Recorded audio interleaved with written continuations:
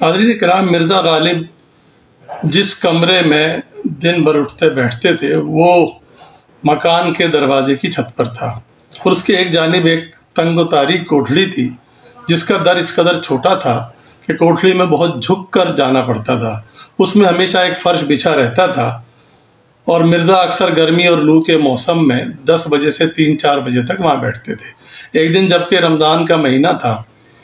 اور گرمی کا موسم تھا، مولانا آزردہ ٹھیک دوپہر کے وقت مرزا سے ملنے کو چلے آئے۔ اس وقت مرزا صاحب اسی کوٹھڑی میں کسی دوست کے ساتھ چوسر یا شطرنج کھیل رہے تھے۔ مولانا بھی وہیں پہنچے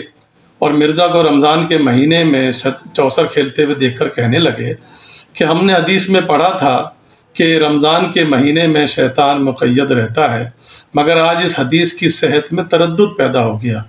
یعنی مطلب یہ کہ پتہ نہیں یہ حدیث صحیح ہے بھی یا نہیں، شک ہو گیا۔ مرزا نے کہا قبلہ حدیث بالکل صحیح ہے، مگر آپ کو معلوم رہے کہ وہ جگہ جہاں شیطان مقید رہتا ہے وہ یہی کوٹھڑی تو ہے۔